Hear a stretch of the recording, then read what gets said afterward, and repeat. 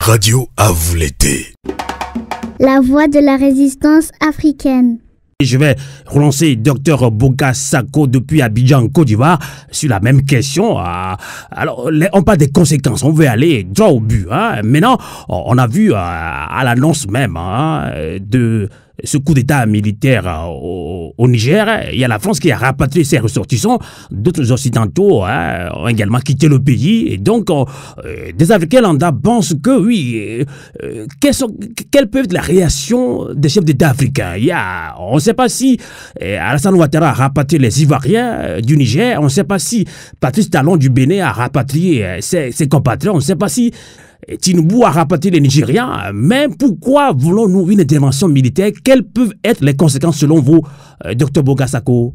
Oui, je souriais à l'entame de la question qui a été posée, parce que, comme vous l'avez rappelé à tous nos auditeurs de la radio Canal K ou à vous l'été, je suis un défenseur des droits de l'homme. Pour moi, la vie humaine n'a pas de prix. Quelles que soient les situations qui adviennent dans tous nos États, la priorité des priorités, c'est de préserver les vies humaines. Vous me voyez là tellement révolté par cette réaction, par cette proposition de la CEDEAO de vouloir aller attaquer un pays en violation des principes, en violation des droits de l'homme et en violation de la dignité même de tout être humain.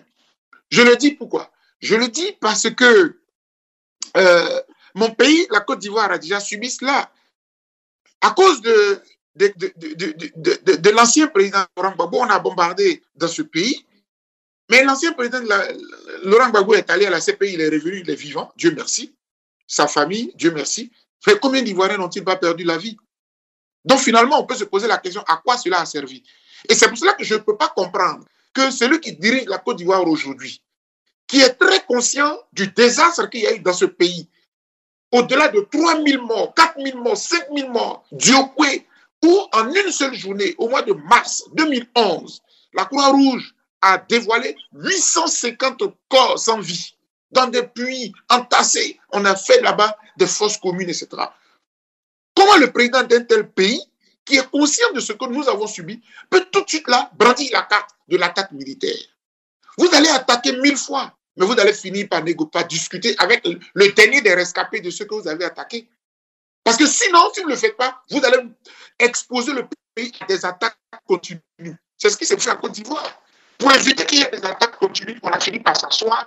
On parle aujourd'hui de réconciliation. Parce qu'on n'est jamais fort tout le temps. On est fort pour un temps. Et puis après, on devient faible. Et celui que tu as vaincu va prendre le relais. En Côte d'Ivoire, il y a un Guillaume Soro qui est en exil. Il y a tellement de choses. On est obligé de mettre bas la terre. C'est pour cela que je suis tout à fait d'accord avec la démarche que vous avez, la façon dont vous avez posé le problème. La France rapatrie ses ressortissants. Les Américains l'ont fait. Avons-nous rapatrié tous les Ivoiriens qui vivent au Niger aujourd'hui, fraternellement, qui sont mariés là-bas, qui vivent là-bas, qui sont intégrés? Est-ce que le Nigeria l'a fait? Est-ce que le Bénin l'a fait? Est-ce que le Togo l'a fait? Donc vous levez, vous bombardez, sans prendre le temps de préserver la vie. Mais les Français, là, ils disent qu'ils ont des bases militaires pour protéger d'abord leurs intérêts, leurs ressortissants. Donc, un bon pays moderne, sa préoccupation, ce n'est pas d'aller s'aligner sur des décisions sous-régionales ou internationales. Sa priorité des priorités, quel est l'avenir de mes populations? Que subissent mes compatriotes là-bas? Voilà. C'est pour cela que je suis outré et je suis choqué, je suis tellement opposé. Le président de mon pays a estimé qu'il va envoyer un contingent. Il a dit hier à sa descente d'avion en revenant d'Abuja: je suis un citoyen ivoirien. J'ai vécu l'exil pendant 10 ans pour avoir manifesté mon mécontentement contre ce qui est arrivé à mon pays.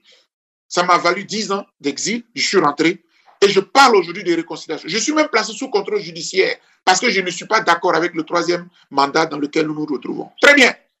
Mais aujourd'hui, je ne suis pas d'accord avec mon président. Je ne suis pas d'accord qu'on utilise nos soldats qui étaient bloqués, les 49 étaient bloqués au Mali. On a tous tempêté. Je fais partie de ceux qui ont réclamé leur retour et leur libération.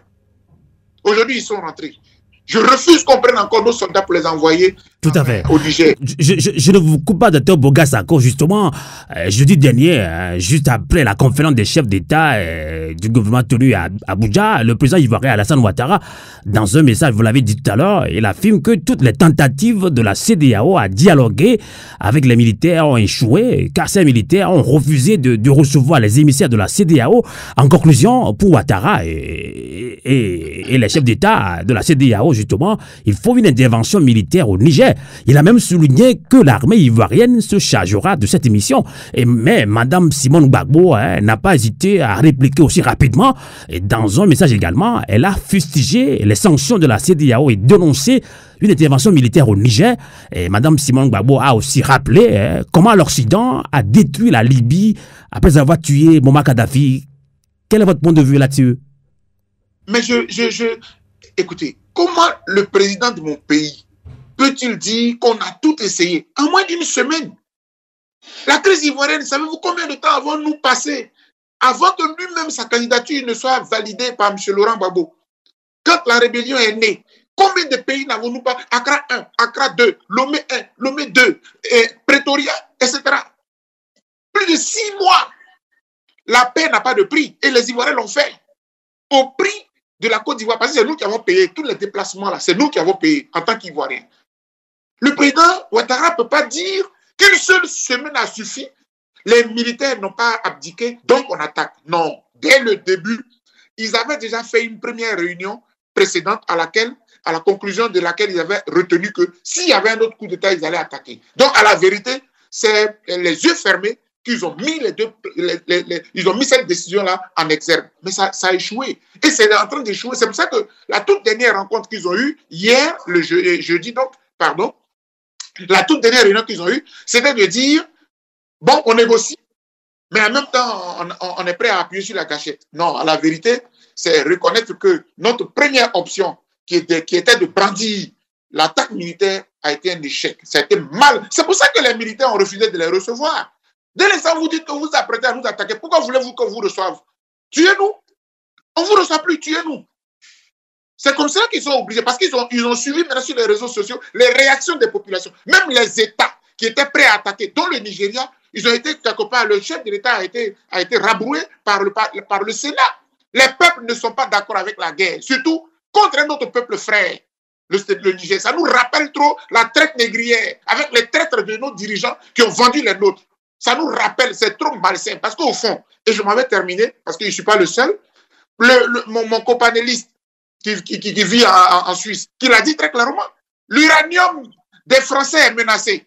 Et pour cela, des chefs d'État africains vont tuer leurs propres frères pour faire plaisir à la France. Parce qu'à la vérité, la personne qui est en danger dans cette affaire, c'est la France, qui vit de plus de 50%, on dit 40%, mais c'est plus de 50% de l'uranium nigérien. Et en tant qu'Africain, on est choqué en tant qu'intellectuel. Comment on se fait qu'on produit de la richesse, on produit de l'électricité pour une grande puissance, peut-être la 5e du monde, alors que le pays qui produit cela n'a même pas d'électricité, n'a même pas d'eau courante. Quel paradoxe! Et le président Bazoum, en fait, tous les coups d'État qui se suivent là, les putschistes, ils ne cherchent pas loin. Ils brandissent la France-Afrique, et puis ça suffit pour que les peuples se soulèvent. Parce qu'hier, on n'est pas d'accord avec le CFA, ils ne nous ont pas entendus. Donc aujourd'hui, on ne peut pas continuer de les enrichir avec nos matières premières, et puis nous, on continue de